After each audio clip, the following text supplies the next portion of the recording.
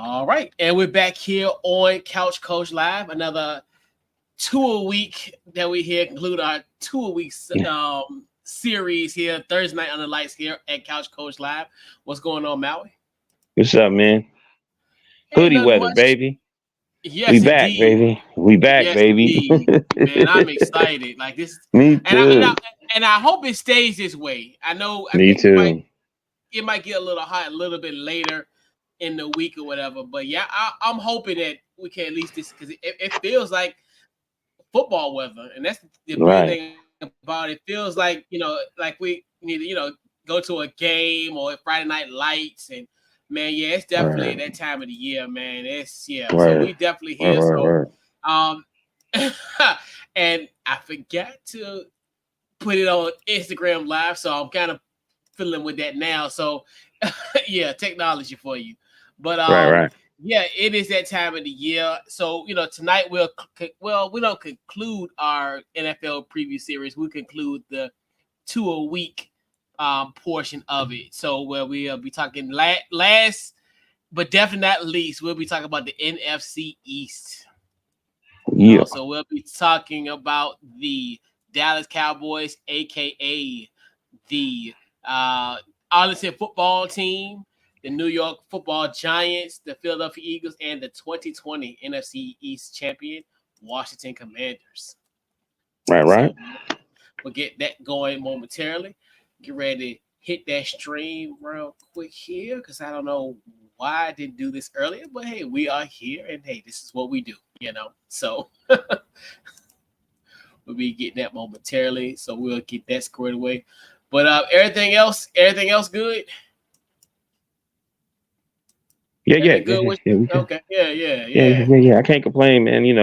I'm a little nervous about my quarterback issue, but Yeah. But we good. I think I'm sensing one of my predictions about two players from Akron might be figuring out a way to get them on the same team. Well, allegedly they had a deal in place, but hey, right. Leave that alone. I was told there was a rumor, but I mean, hey, I don't know. I don't know if it's and true it's even weird. Yeah, right. It's even weird that he even would put that out there. You know what I mean? Say, I don't want this. So it almost make me feel like he putting that out there for teams to say, oh, they really trying to, you know what I mean? Right. And that's the frustrating thing about it all. It's like these narratives keep on getting driven. And it's just like, like, come on now. Like, you put this out for a reason. It's not like they're calculated. So it's kind of one of those where I'm just like, y'all, it's whatever. And then even your boy Steph is entertaining. They can sit there. They was like, oh no, that ain't it. I'm like, he did that for a reason. Yeah. Mm-hmm. Yeah, but crazy. Right. Yeah. So we'll talk about, like we talked about earlier. So we'll be previewing the NFC East. What we're gonna do? We're gonna kick that intro. We'll be right back here on Couch Coach Live. Be right back.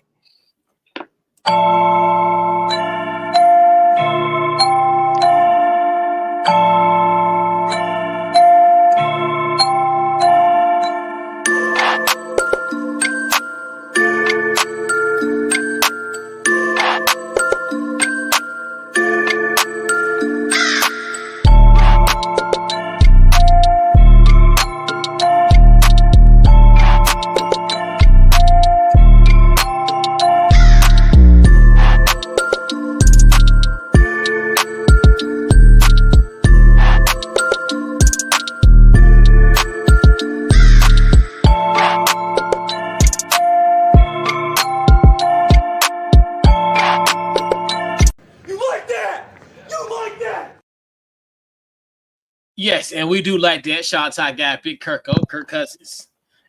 Now with that Atlanta Falcons.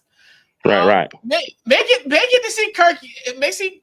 The Commanders may see Kirk in January, but we gonna leave that alone. That's for next week's episode. So we gonna I want to give out kind of some hints for our season predictions and what have you. But we are here, so we are concluding our divisional previews, and we saved the best for last, which is the NFC East. So basically, just like we've done in the previous 7 part series that we've had, as far as 7 divisions that we discussed already, we have like one question for each team, and we'll discuss the team and what have you in that form of fashion. So we got, unfortunately, let's deal with let's get all the awkwardness out as far as from the NFC East perspective. So we got to talk about the team that actually won the NFC East last year, the Dallas Cowboys, unfortunately. So obviously with that team, the biggest question mark, I think, in my personal opinion, is this Dak Prescott's final year with the Cowboys? What you got? Man, I was sitting here thinking to myself, I'm going to say, I think when you were a young person, you're a quarterback, like one of the franchises you would want to go to is the Cowboys. You know what I mean? They're one of the biggest franchises in the world. So I thought about that, but it just seems like he went through I think Dak went through the fire. I think Dak has done everything that he can. I'm gonna say yes. I think this is his last year because he would be will he be a restricted? He'll be an unrestricted free agent, right? Yeah. Mm-hmm. And they can't franchise him either. Right, and one of the things about the NFL is like, it's a lot of teams need a quarterback like Dak. You know, as another team in this division, like we'll talk. I'll bring that up later. I think Dak. I wonder how Dak would fit there, but I'm gonna say yes. I think this is his last year. I think when you talk to the Dallas Cowboy fans, they don't have faith in him anymore. You know what I mean? Even though he's had the stats, he's gotten to a point, but it's like, you know, they ready to win a Super Bowl and they don't have any faith in Dak. You know, so that's that. I'm gonna say yes, this is last year. I got some other stuff I wrote down, but I'm gonna let you ride into the details, but I don't think so. I think Dak wants to probably play for a franchise that he knows that's gonna have his back. Know that's gonna be there. He don't have to necessarily be, you know, everything is when it seems like everything is not necessarily blamed on him, which he do have some of the responsibility of some of the negativity that they have. But I do feel like this is last year, and I think the Cowboys was ready for something new also. Yeah, and I think it's just contingent on how the season goes. How I think the season is going to go, I think they'll be in, not to kind of tip off kind of the records prediction, but right. I think the way I have their record, I think it will be his last year. I think it's going to in Dallas. I definitely think just with the situation at hand, like as far as if they don't make the playoffs, if they don't make the playoffs, obviously I think Dallas probably would just rebuild in another way and probably start fresh at the quarterback position. Obviously, there's so many other guys that's coming up on that payroll. They still got to pay CD. CD wants Justice Jefferson money, which I understand, and I think he does command that type of money. And then you got Michael Parsons coming up on the books next year, so I think that's another. So it's kind of one of the things where how they're able to get all that kind of squared away is going to be to me the big issue. I think with this Dallas Cowboy team, obviously, I think, when you look at, obviously, I think the run game is going to be a lot different. Can Ezekiel Elliott kind of get back to his old frame? Obviously, losing like a guy like Tony Pollard, we talked about his impact with the Titans a few weeks ago. So now you look at him. Now he's their quote unquote their running back one. So he's been carrying the ball a lot in his career. So he has a lot of miles, even in his career. So kind of work out. I'm looking at offensive line. Obviously, you lost two of your big guys on offense on the O-line, Tyron Smith and then Tyler Biadasz. Actually now a commander. But we'll talk about them momentarily. Right. But I do like that they did draft Tyler Guyton in the first round. Their left spot, and then coupled with Tyler Smith and Zach Martin, the key that solidify that guard position on both sides. So that's, to me, I think that's a good thing for that. Defensively, obviously, they lost a lot. I mean, obviously, they lost their defensive coordinator, Dan Quinn, head coach.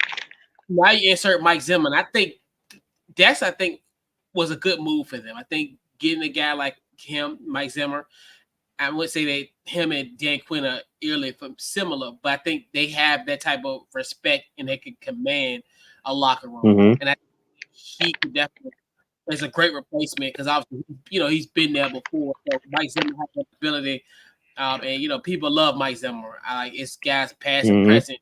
You almost get like kind of same love in the sense like kind of Dan Quinn has.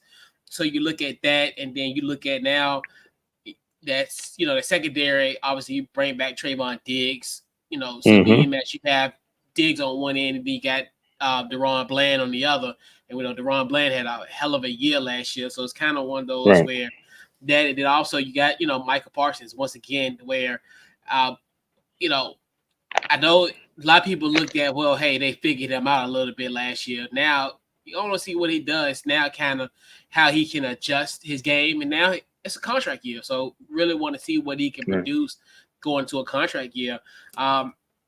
This is kind of Cowboys are in a weird spot because I know they didn't do a lot of like free agency. They didn't make splash like other teams in his division did. So it's kind of one of those where even though they won the division last year, they did lose a lot, but then even in some of the losses, they did kind of gain some traction with a few of their acquisitions for sure. Right. So do you think that they're better this year or last year? Oh, they're better last year. Right. For sure. They were better last year, especially when you got a guy like you had, like Tony Pollard there. Right. And then you even look at the offensive line, even though, we talked about as far as drafting Tyler Guyton. Right. We can look at okay, yeah, he has potential, but you lose a guy like a Tyron Smith. Right.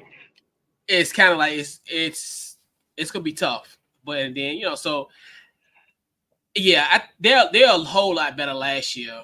I mean, as far as if you look at from the roster standpoint, and kind of what we think they are currently as this roster is constructed for sure. Yeah, they took a few steps back for sure. So piggying back what you said, we were talking about Dak and getting paid, and you said there's guys coming up that want to get paid. So so Smith leaving and Pollard leaving. Do you think that's because they believe they wasn't going to get that Dallas wasn't going to pay him? I don't necessarily think it's that. I mean, I don't even really know as far as how it went for that negotiation, what have you. But they did get their paydays, and I mean, essentially Dallas just they let them walk, and it's just then they got the best deal, and I think Tyron and what's his face and Pollard.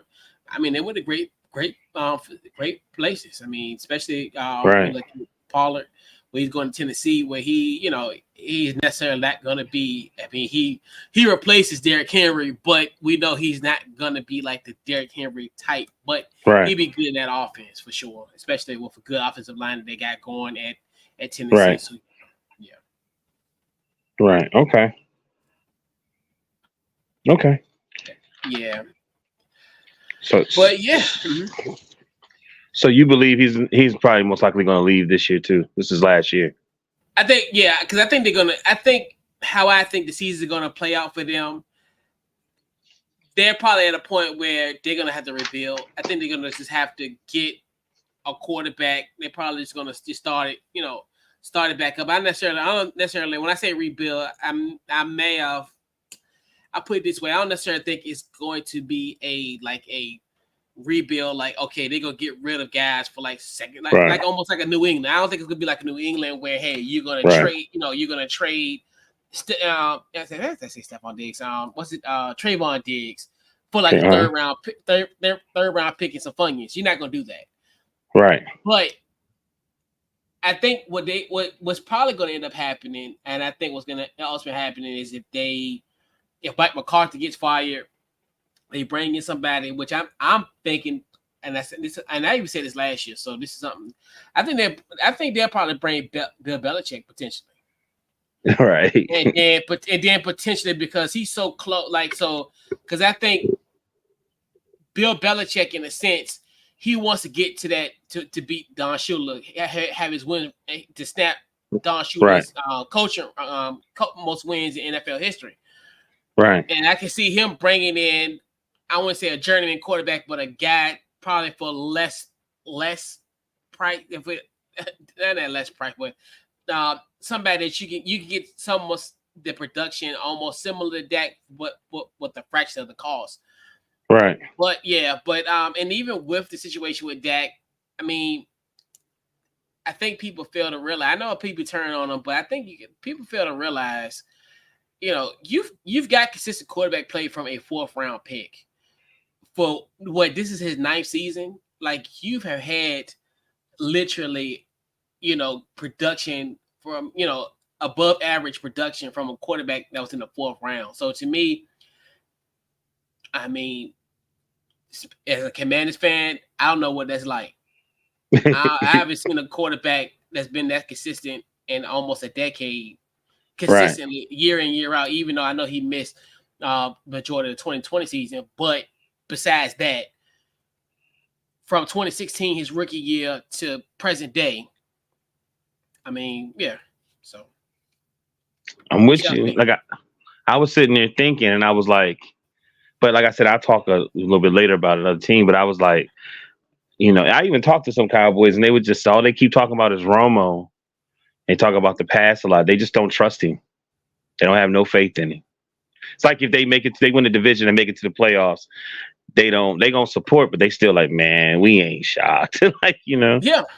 Yeah. Because, and that's what they're accustomed to. They're accustomed to winning 11, 12 games each year, winning division or being a wild card, and then losing either in the first round, the wild card, or in the division round. So it's kind of one of the things where, I mean, I think that's fair. And, and I understand, like, from that standpoint, especially considering if I see where they come from, but I know me, I'm like, I would take that. Honestly, because, as far as, team, like, I always look at, like, when people complain about Green Bay and their quarterback situation, I'm like, you can't complain. Like, you live a sheltered life. You have had great quarterback play since 1992. It is 2024. Like, so anybody ever complain about the quarterback situation in Green Bay, I'm like, no, you have zero room to talk, like, for sure. But one more question before we move on. Do you feel like Dallas, even though they did draft CeeDee Lamb and Micah, right? Yeah. Do you feel like they brung? Because they did bring in Cooper, didn't they? Didn't they pick up Cooper from somewhere from? They went from the Raiders. Yeah. Okay, so that answered my question. Because I'm like, they just seem like they've been stagnant. Like, I was going back, and I bring it up, when we talk about a team later. I was going back the last 5 years. You remember y'all was winning, like, you can win a division, getting 8 or 9, winning 8 or 9 games, and then out the blue, to win this division, you got to win 11 games now. Yeah, that's been just the rise of what Philly and Dallas have done. They, and even in 2022, I think they won 12 games, and it was a wild card, and they actually, so yeah, and that year it was primarily because everybody pretty much got hurt. Dak got hurt. I don't know what happened, because I don't even think Daniel Jones was drafted then. And I think he was out too, and it's a lot that's came up, for sure. Those, especially with Dallas and Philly, they have had a pretty good run in this decade, essentially. So Yep. So we gotta talk about the team that finished second, and surprisingly finished in second place, is the Philadelphia Eagles. So we know with the Philadelphia Eagles, after week 11, this team was 10-1. They literally was on cruise control to pretty much win this division. And lo and behold, they lost 5 of their last 6 games. So, with that being said, will the Philadelphia Eagles bounce back after second half collapse in 2023? What you got? I got, of course. Like, they only, with that collapse they had last year, you have no choice but to go up. So I'm gonna say yes. They let me see. And then they were supposed to win, like you said, they were supposed to win the division, but they just whatever happened, and it seemed like there's some issues going on with the coaches. I don't know, but something happened that I don't know, something happened. And losing the roster's basically the same, losing Kelsey retired. I don't know, that they might hit a little bit, but not as much as Hassan Reddick. He's still there. Did they make a trade for him? Because I know he asked for a trade. Yeah, he yeah. So he with the Jets, and he's requesting a trade with the Jets currently. So yeah. Oh, okay. Yeah. So and one of the first things they got Barkley, and when I saw that, I said, "Wow!" So the Eagles back doing their thing again, trying to fit some pieces. But I think that with Hurts, AJ Brown, Barkley behind, and then that offensive line, the defense is okay. It's solid. The secondary, Cooper, DeJean, hope I said his name right. Quinion Mitchell. They lost Jalen Carter,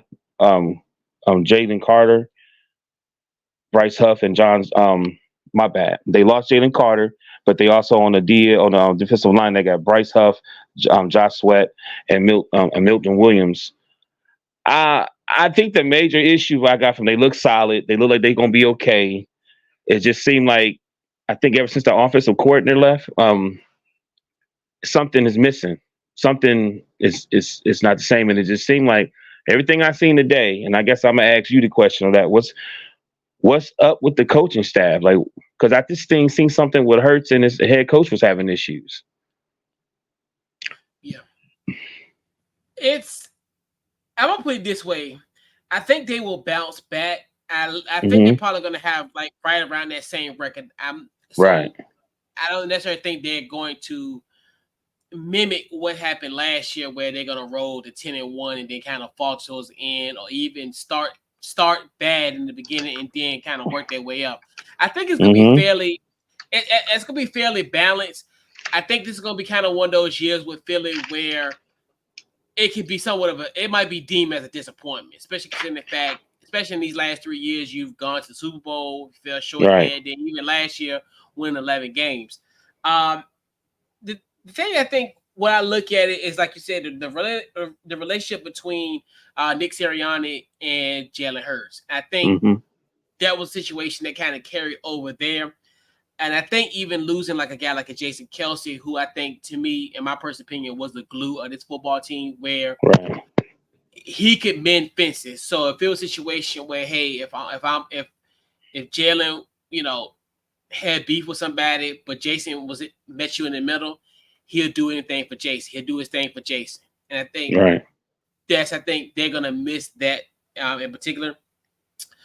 Now this whole situation with Jalen Hurts, now he's having his 4th offensive coordinator in the last 5 years, bringing Kellen Moore. So it's kind of one of those where it's like, for somebody that has been this good, for him to be on his 4th offensive coordinator is really, really bizarre at this point. But I understand, obviously, you talked about Shane Steichen, who's now with the Colts, but then obviously, I think who was it? Brian Johnson was at OC last year. He's now with Washington. So, so it's kind of, I'm curious how that's going to kind of play out. If that's going to be, if that's going to, if that's ever going to, if it's going to repair itself. I think that's going to be the biggest issue with that. Obviously, getting Saquon Barkley, great acquisition, especially we know the success of how their running backs have been in the past. So you look at, I think that'd be easy fit. And once again, obviously when there's a Springer on the roster, we're gonna point him out. Springer alert. Our guy Mekhi Becton. He's there now with the Philadelphia Eagles, so definitely huge shout out to Mekhi Becton. Obviously, you look at the playmakers. You look at AJ Brown, Devontae Smith. now newly acquired Jahan Dotson. So now I think he'll probably be their slot receiver. So I think it'll be a good situation for Jahan Dotson to, go there and become the slot and be like their primary focal point. So that primary, I mean, far as more of a secondary or third option, my bad, more so than anything. So he'll probably be there. He'll get some good looks, especially if as far as being contested with AJ Brown and Devontae. So that I think it give him opportunity to get some good looks and what have you. Then also, Dallas Goedert, the tight end position. So you look at what they got going on there. And then I'm kind of curious how this Vic Fangio defense is going to look. Obviously, that's another one where they got a new defensive coordinator. So you look at that. Like you said, you did draft Keon Mitchell and Cooper DeJean. So there'll be some nice young pieces. And then you just got those Georgia boys all over the place with the Eagles. So you look at they got pretty much anybody from Georgia essentially on that roster. So you look at just Jordan Davis. You look at Jalen Carter's there. So you look at just all those guys there with and then also getting Devin White. So that's a nice sneaky move they've got. And then you bring back CJ Gardner Johnson back in the fold. So they got a team, and also Darius Slay, he's doing his thing there as well. So they're going to be a team. They'll still be there. They'll be a contending team. I don't necessarily think the wheels are really going to fall off. But it could potentially be a disappointing season in people's expectations of the Eagles, because I think when you look at Eagles, perennial 13-win team, 12-win team, high, that type of situation. So the win total might come down a smidget, but right, a smidget, a smidget, yeah, a tad bit, right. Yep. So let's talk about a team that finished third in the NFC East, which last year was the New York Football Giants, and obviously one of the reasons of their said kind of situation last year was Daniel Jones being out for the majority of the season with various injuries. Obviously, we see pretty much a quarterback carousel between Tyrod was there, and then also like Tommy DeVito, Tommy Cutlets. So, so will Daniel Jones rebound after an injury-prone 2023? I'm gonna say Daniel Jones is just gonna be. I'm gonna say no, because I think Daniel Jones is just going to be Daniel Jones. I think this is actually a team where, when I looked over the years, the most wins they've gotten in the last 4 years is 9 wins, and that was in 2022. And so I just feel like he's a 6 to 9 win guy, and I don't even want to say it's all his fault, because Barkley has gotten hurt a few times over the years. And I don't think maybe I'm wrong. I just don't feel like they really put a team around him to give him the most weapons. If I'm wrong, you can tell me I'm wrong, but I'm going to say no, man. Like, what I wrote down, I said he looked okay last year. I like Daniel Jones. I think there's a possibility. He's a tall guy. He's big. He got a decent arm. He when I was watching, I think he was playing you guys, and I had finally had a time to really watch him, and the way he was running, I was like, oh man, he got a possibility. He all right, you know what I mean? But I don't. I think it's time for him maybe to go to another place, and like just playing for the Giants and being in New York. I don't think that was the right place for him. You know what I mean? So I'm going to say that's what I'm saying. It's a trick question. I'm going to say he's going to be Daniel Jones. He's going to bounce back.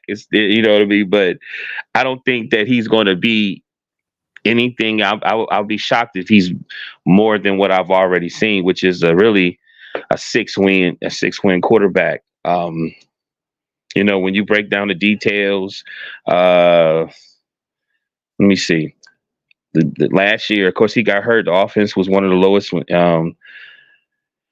One thing I said, he'll bounce back on. He'll show some type of maturity because he's really a vet now. Like when I think of Daniel Jones, I feel like he's still trying to prove himself that he should be an NFL quarterback. They let Xavier McKinney go, and why would you do that when you putting everything into this quarterback? Like I think on Hard Knocks, the Giants is praising him. They making him they praising him, So they seem like they're backing him, or are they just backing you because they know you're gonna get the blame for everything? You know what I'm saying? When the Giants aren't winning. So I don't know. I'm not gonna read all this, man. I wrote a lot of stuff down, but when I really sat down and thought about it, I was like, he's gonna bounce back, but he's gonna be Daniel Jones, and that's really lead them to a 6th win. And if he does have success, he's probably only going to get the team to 9 wins. Yeah, I think with Daniel Jones, like he's literally like he'll have one good game and then that kind of falls to the next. I know people was killing him last weekend against Texas where he threw that pick 6 essentially in the preseason, and I get stuff like that happens. And I know people say, well, he's too experienced to make a play like that. But it's still preseason, so don't that's that killer, But I definitely think obviously he's got to prove it because now you think yourself, now you're in that second year of that extension that you got last year. So now you know it got to a point where this is our make or break year for him. So this is where you're really going to see him kind of potentially, because you guys think to yourself, especially now if it gets bad, like as far as the record wise, and you got a nice robust quarterback class in 2025, they can kind of potentially pull that trigger. I think with the Giants, they were because where they were, even though they could have got a quarterback, but they ended up deciding to get Malik Nabers, which I think will actually work out in hand. So they finally now kind of got a guy that I think could definitely they got a playmaker in him. I think he's going to be solid. That wide receiver core is kind of they're all young, so that's a good thing about it. Right. You look at like Jalen Hyatt drafted him last year out of Tennessee. So you look at him, and then also Wan'Dale Robinson. They're solid wide receivers. They can definitely help him. That when you look at it from if you look at how the other teams are, in a sense where everybody pretty much has like their primary their guy, like as far as, and I think Malik Nabers is their quote unquote guy, but he's unproven. When you look at out of other teams, Dallas got CD, Washington got Terry McLaurin, Philly got AJ and Devontae. So he could potentially be in that, but they're at this point they're improving. I do like this Devin Singletary move at the running back position. He has been very consistent. He did very, very productive in Houston last year. So now you kind of, and that's another one where like kind of not to make a comparison of like kind of like when we talked about Tony Pollard going to Tennessee and replacing Derrick Henry, but not saying he's going to fit that mold. But I think he'll get the job done. I'll put it this way, and more in that sense. And I think the same thing can be compared here, where he's not going to be like the Saquon Barkley, but I think he still will be effective. He'll still be able to, and he's been remarkably healthy, especially considering the fact, when we look at the running back position, and there's always, that type of kind of wear and tear. So I think he has handled kind of that wear and tear to the best of his ability. So I think you can take a consistent running back in that situation there. You look at just like the offensive line. Obviously, you look at Andrew Thomas returns. Obviously, he was out for bulk of the year last year, so now you show up that left tackle spot, and then you're hoping that you can get some production out of Evan Neal, their first round pick in 2022. I know he has some little dust ups on social media, but hopefully, but that's what happens, and I understand, now it's but hopefully he can kind of get back to kind of, his form and kind of how I think a lot of people envisioned how he was going to be with this Giants team. Then I just look at defense. I think that's where that sweet spot is going to be, that defense.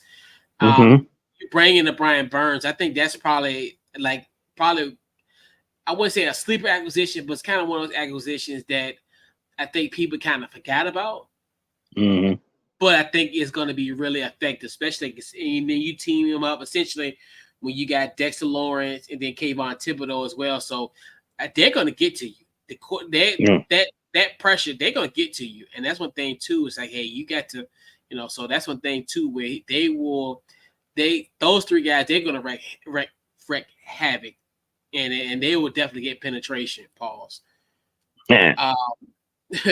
And then now you look at and then obviously them losing Wink Martindale. Obviously, you look at Wink Martindale's system was kind of like he was really blitz heavy, so he was like kind of almost, I call it like the essentially the throw the kitchen sink, everything but the kitchen sink at as far as his blitz package. He threw, he bought everything in the kitchen sink.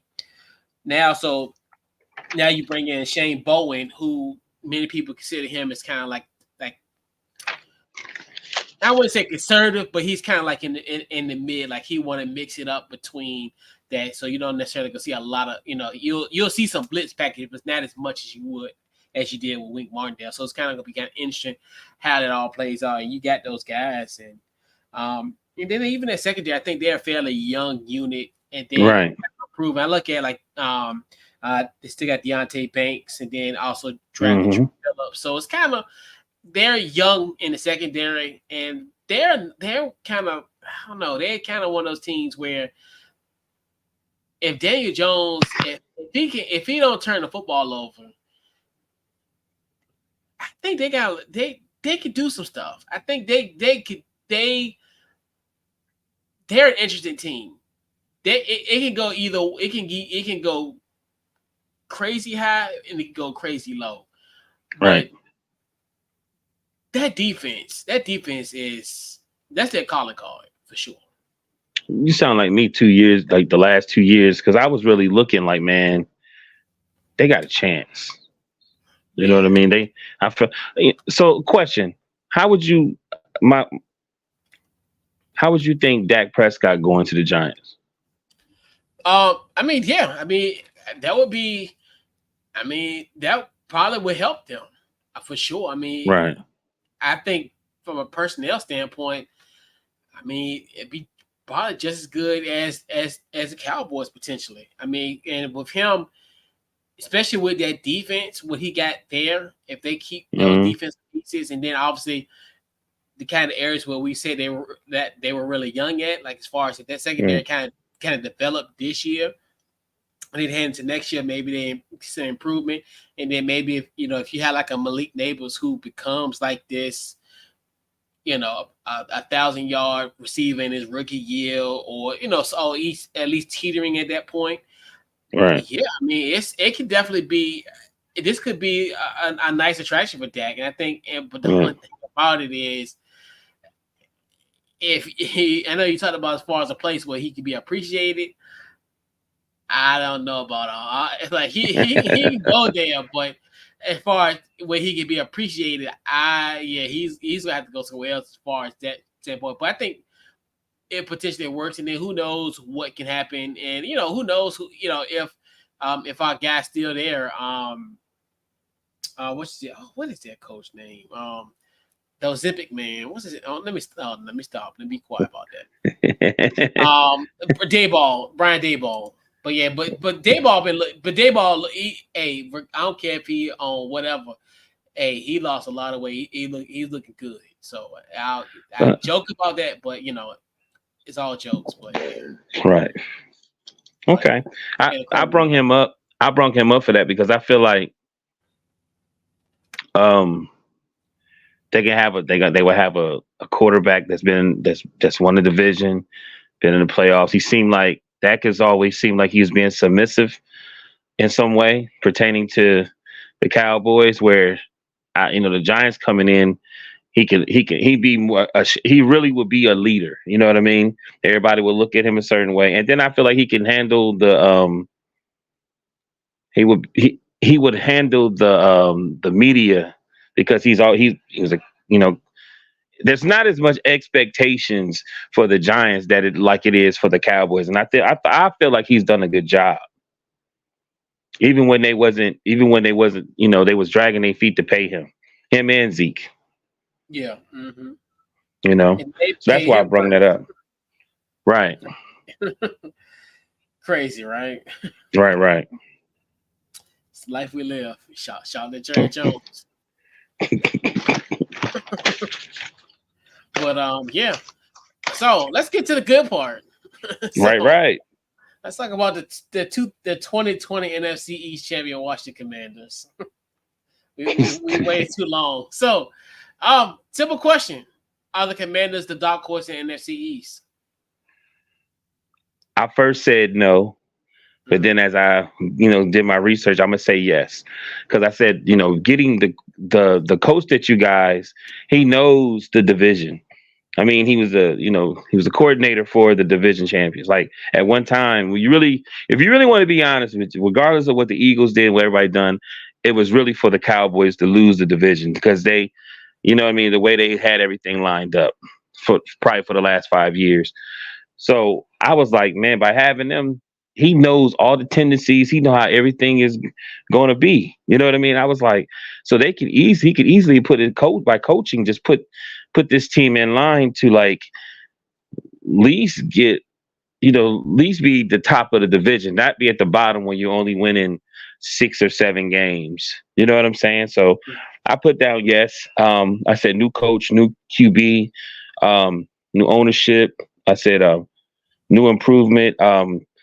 You have a good right side with Tyler. I don't want to mess his name up. Biadiz. How you pronounce it? I think it's called Biadiz. I think Biadiz. Okay. Yeah. Pair up with Sam Cosby, Crosby or whatever. Andrew Wiley. Yeah. Oh God. Yeah. Your offensive weapons. You got Terry McLaurin, McCaffrey. Austin Eckler, Brian. And coach, Brian Robin. It's Robinson, right? Junior. I was writing fast. You got, and then you have my ex Steeler that I was shocked to see on the roster, and Latavius Bryant. I was like, wow, okay, he's still in the league. Yep. And of course, it's okay because what he was getting in trouble for, it's legal in the lovely city of Washington D.C. Yep. Like you really can't. This is another team that went through a lot in these last few years, and so you can't really count last year because they really done so much. So they added Dante Fowler Jr., Dorrance. Anyway, I'm just gonna say Armstrong, linebackers, Robbie Wagner, Davis, Frankie Luhu. That's how you say his name? Yeah, Lavu. Yeah, Lavu. You know what I'm saying? Yeah. Emmanuel Forbes. And homeboy, Farrell. At first I was going to say no. Then I started seeing some of the stuff that they put together. And I think with all the drama that has happened, I think the ownership, the city, they dealt with the change of the name of the team, all these different things. I think they're about to push forward. I think they are the dark horse. I think they about to be in a position where they about to really move forward. Yeah, and I definitely think they have, especially considering the fact now with the new roster, and then even I even think even in the last couple of years, Washington has been somewhat of a thorn on the side for at the time the Philadelphia Eagles. I think look at obviously, we beat them when they were undefeated in 2022. Right. Last year we went to Philly with the overtime when they came to Commanders Field now. It was a one possession game. So you look at that, and then now you add in like a Dan Quinn to the mix. He was I think I do give Josh Harris and Adam Peters really credit for that, because like I always been saying, like on the shows I've been on talking about the Commanders, he was a need, not a want. I think when I look at him, obviously, well, as far as the other coaching candidates that were available, Slowick, Johnson from Detroit, they were the PlayStation 5. Mm-hmm. But we needed Dan Quinn. We needed a winner coach. And more so than Dan Quinn is the winner coach that you need, not one. It's so I look at that, and obviously you draft Jaden Daniels, and then you couple him with the offensive coordinator and Cliff Kingsbury, who I think as a head coach, not the best in Arizona, but I think now when he has the opportunity to just control the offense, I think that's what I think is going to be really effective, where he can just really just hone in on the offense, don't necessarily have to worry about the whole team as a whole. So he can definitely, he has more of a macro position than just a whole scheme of the whole team. So I think that's a good step for him. Right. The running backs, I think they did a great job as far as giving Jay Daniels options, almost kind of early similar, a little bit, not much, but kind of similar to like we talked about, like with Caleb Williams having all those guys in Chicago. So you bring in obviously Austin Eckler, a solid move, and then coupled with Brian Robinson Jr. So it's kind of one of those where you have those threats in the run game, and they're versatile. Like Austin Eckler can do just about anything. That's the thing I love that about him, because he brings that versatility in. And a lot of people, and pretty much a rookie's best friend is a good run game. So I look at those guys can definitely fit that void, fill that void in that case as far as having that ability. Wide receiver, and now we're recording this now at August 22nd. So the wide receiver position, obviously we know Terry is wide receiver number one. There's still kind of a situation where who could be the number two guy opposite of him.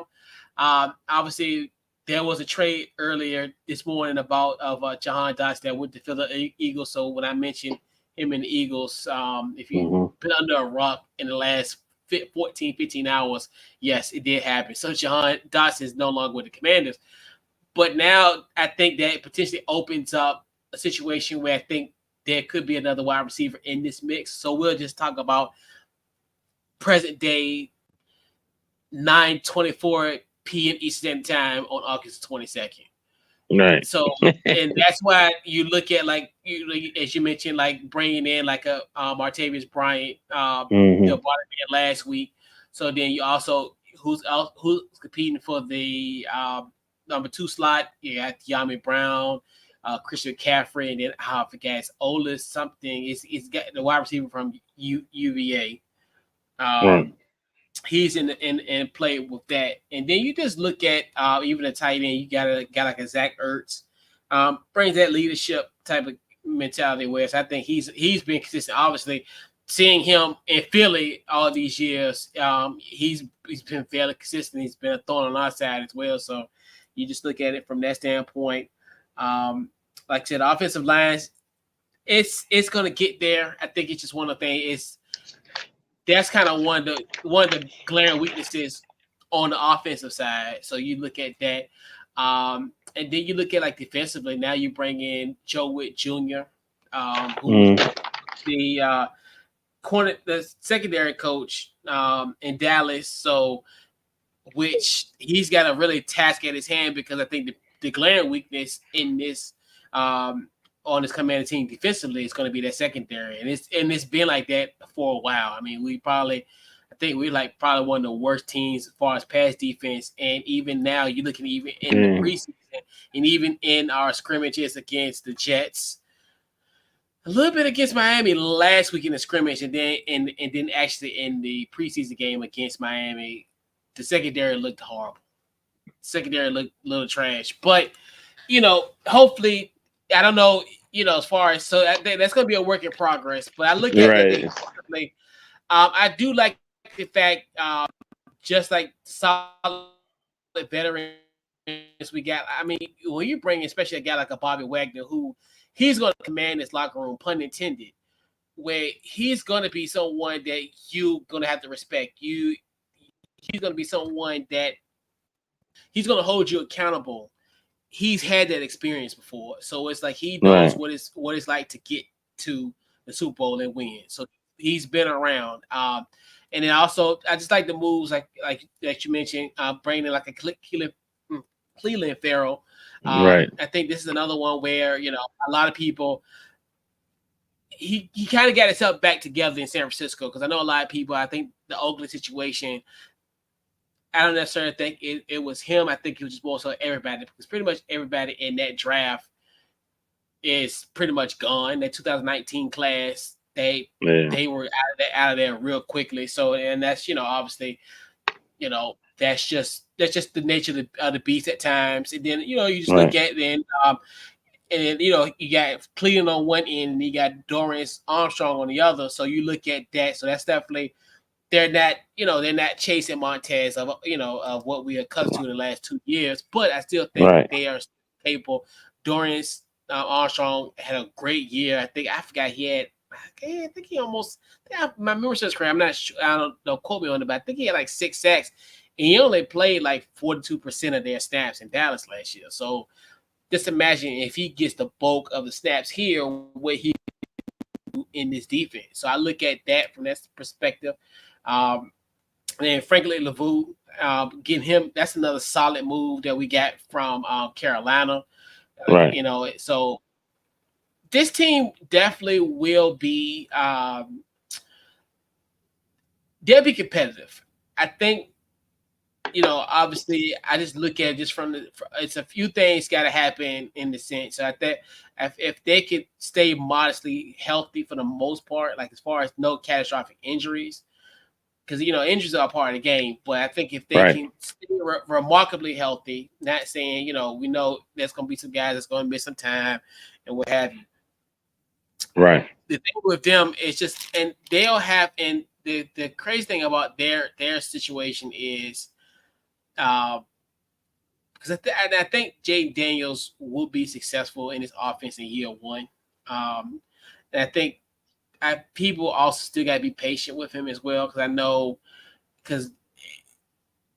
know how they, especially now, the way they talk about Caleb Williams after he had a good performance last week, they trying to make him like he the next Patrick Mahomes. I'm like, no, let's slow it down. And even here in Washington, they're comparing him to almost like RG3 circa 2012. And I'm like, of course.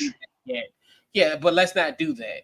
So that's where it's like, because I think you set guys up for failure in that regard. So I like, to me, because you got to understand that he's going to have growing pains. It's just like anything in life, when you transition from one level to the next, there's going to be some growing pains. So I don't necessarily, and I know I'm not going to, I don't think they're going to be like Houston. I think a lot of people really want to put us in that same boat of how Houston was last year. I think Houston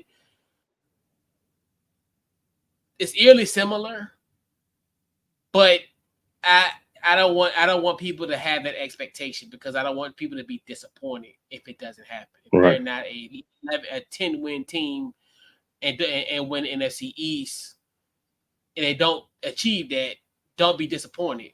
Don't go in with that high expectation. Like, to me, this year almost kind of reminds you of, like, it's like dating. It's at a point where when you first get to know, a young woman and you're courting her, don't think, in the beginning, take it slow. So I know some people might look at like, oh yeah, that's my future wife. Slow it down. Get to know this individual and be patient. Go through a few seasons together, before you do stuff. But that's the rationale behind, I think, the delusional fan base that is the Washington Commanders. So that's just more so of, hey, just treat it like the first date. Just enjoy the ride. No expectations, just enjoy the ride and have fun with it. follow what the Texans and the Packers did last year, and don't put so much expectation. Let them know that they're not competing for their position, and just go out there and just manage the game, do what you're supposed to do. Don't overdo it. Don't try to be the hero, and just lead lead the team to hopefully some wins. And then that's what I feel like the Texans and the Packers did last year. I think they just said, "Hey, Aaron Rodgers is gone. Just lead us. Try not to get no interceptions. Try not to get too many sacks and get hurt." And I felt like CJ, same thing. That's why I kind of was like, there's no, you guys, our team has been through so much there. You just don't want no injuries. You want some wins, and you want to win a Super Bowl. I'm sure you do, but you really just want a competitive, solid season. So you could be like, word, I can't wait the next season. I can't wait the next season. Let's go. Yeah.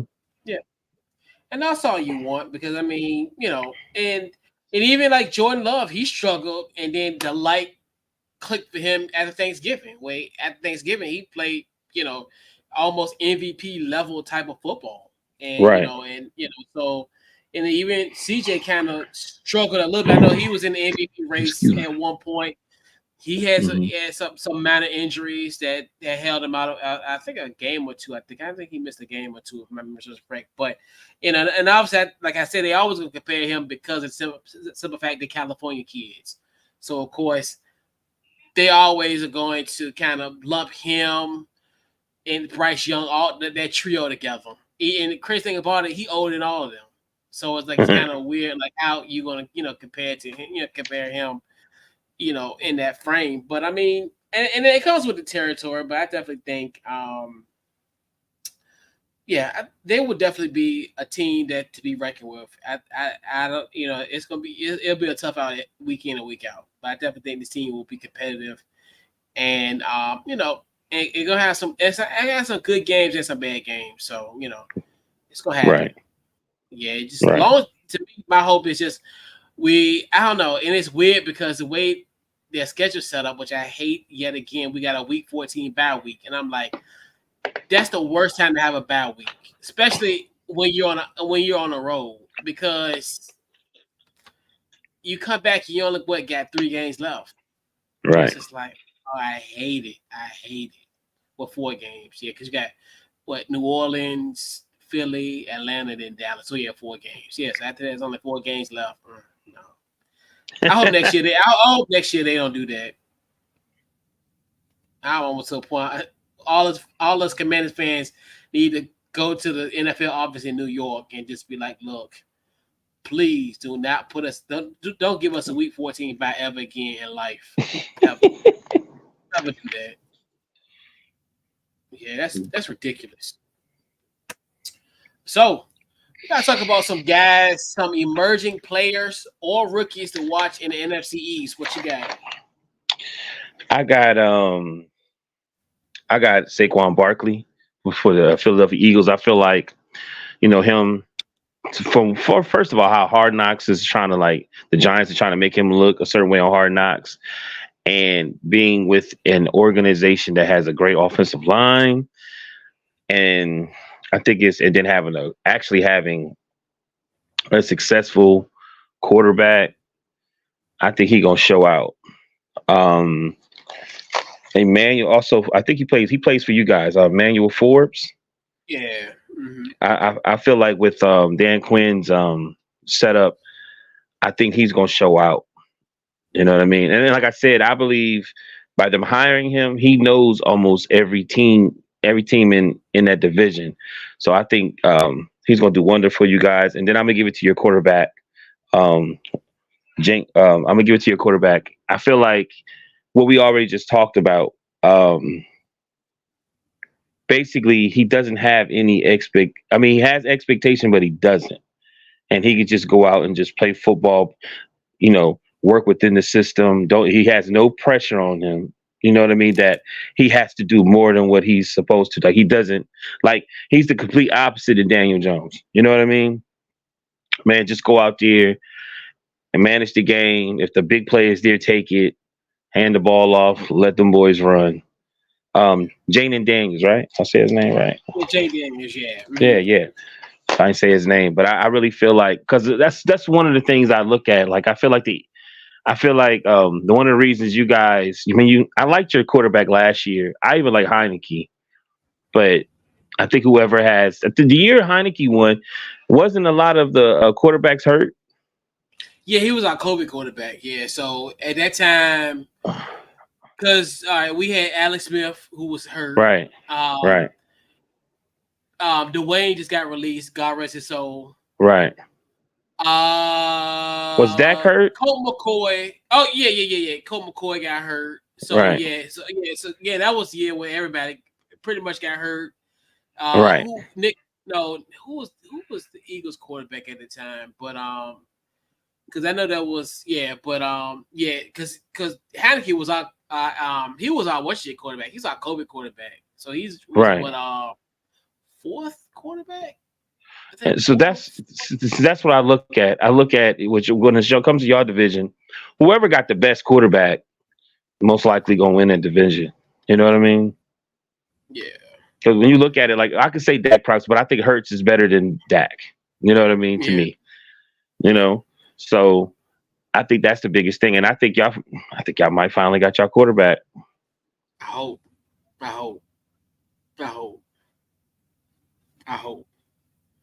Right. So I want to see what Malik Neighbors do with the Giants. With the Giants. Right. They finally have that playmaker. I'm not trying to say he's the best playmaker since another former LSU wide receiver that I go putting pressure on him yet again. I just talk about don't put pressure on guys, but I think they got a legitimate playmaker, Malik Neighbors. I'm curious what Jahan Dawson is going to do in Philly. Now, considering the fact he was, a first round pick in the 2022 draft. So you look at can he kind of emerge in that offense, in that Kellen Moore's offense? He gets to kind of go home because he's from Pennsylvania, from the Pennsylvania area. So curious how he's going to do because now what this is 2002, 2003. So this is his third. It'll be his third year. So see what he does in that slot position potentially if he becomes because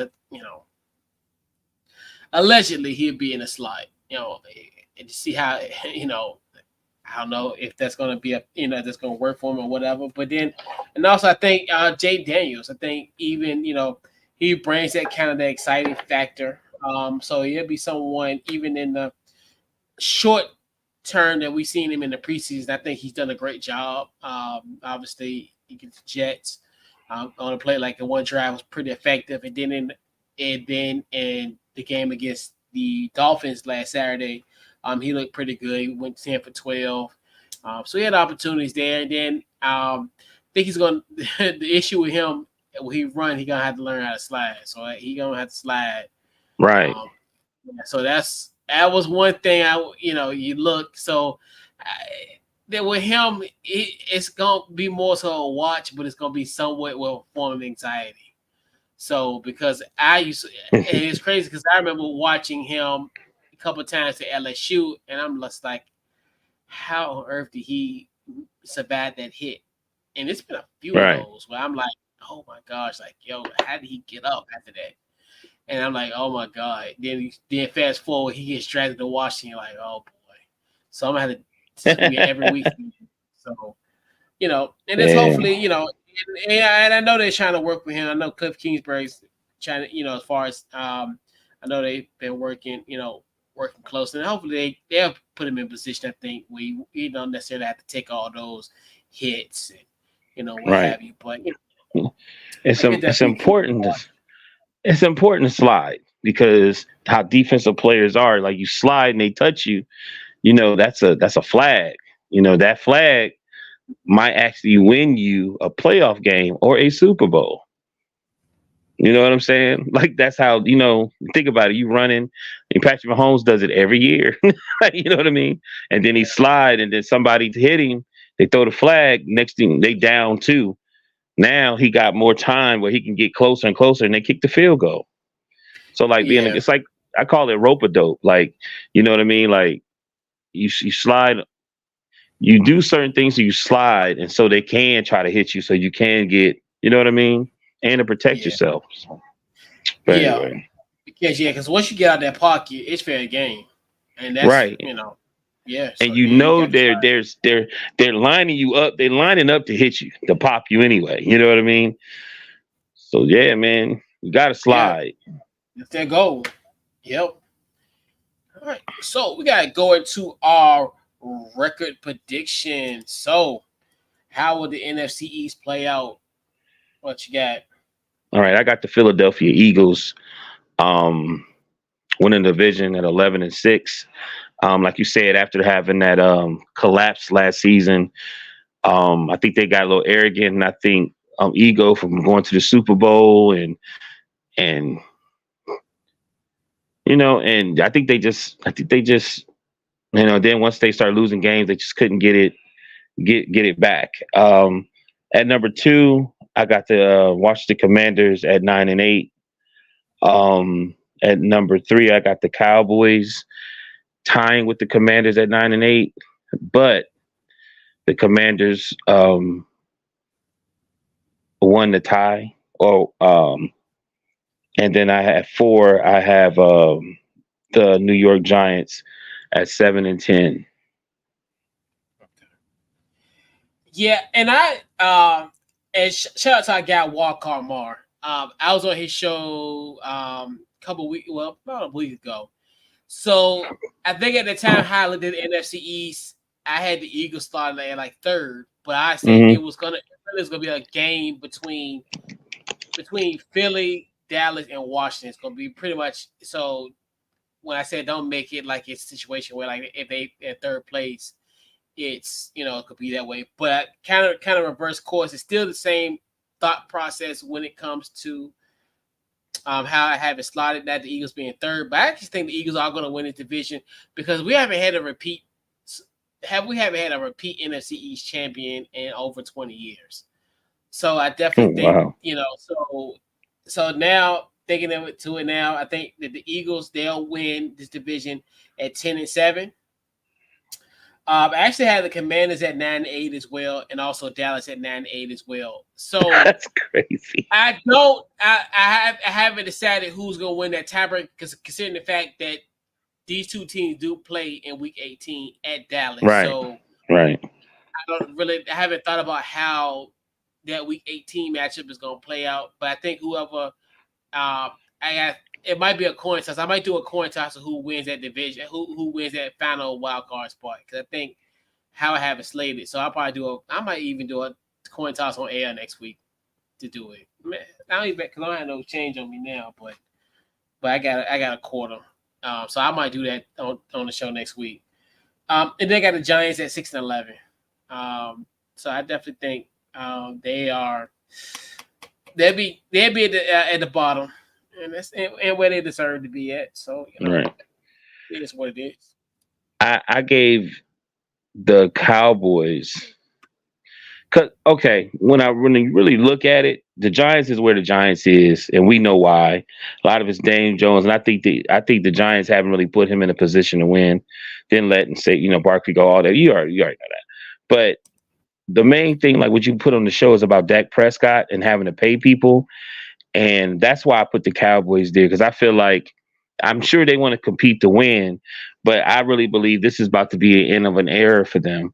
So like new coach, new quarterback, and I think the future is Lamb and Parsons and the rest of those guys. And they got to get, him going to the playoffs, or let's say he make it to the NFC Championship and all that, man, that's gonna mess everything up.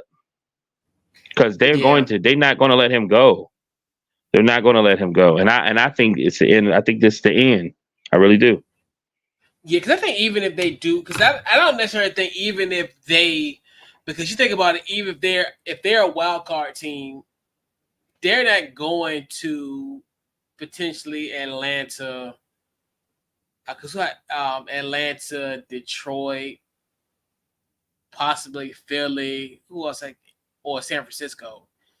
If they're a wild card team, they're not going to win a road game in any of those cities, because obviously they will play who I have as their division winners. And hell, even if they were to win the division, I can't see them potentially playing maybe Philly, maybe Washington, maybe the Green Bay Packers yet again. I can't see them hosting Green Bay again and then winning that matchup potentially. So I mean, because I'm not sure all my wild cards, but even if they were, the wild cards are still good, because like we talk about, it could potentially be the Rams, it could potentially be the Packers, either Philly or Washington, how I have it slated. But like, if the roles were reversed, right?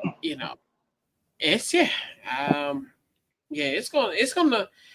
it's gonna be interesting, and that's how like I said, that was my rationale too behind it, because I was like more so how I think they're gonna finish. I think unless they have the best record in the NFC, which I don't think they're gonna have, and they roll and at least make it to the NFC Championship or even make it to the Super Bowl, it's different story. It's like, hey, we gotta hold on to it. But I definitely think they're gonna have the same type of season like they have had in the past. So I think that's going to be the problem, and I think that's where they will get rid of Mark McCarthy, insert Bill Belichick, and what have you. But because I think with Bill, because Bill's probably going to bring in his guy, and he's going to probably try to find like the ultimate like a game manager for less money. So but. You don't think he's gonna work with that young quarterback they got? Trey Lance? Mm-hmm. I mean, potentially. It just depends. I mean, it's because I know him and like Cooper Rush are like battling for that backup spot. So it's kind of because I don't necessarily think. Let me look at their depth chart, because I think let's see who's that QB, who's that backup. So they still got his Cooper Rush. So Trey Lance, string quarterback. So I don't know.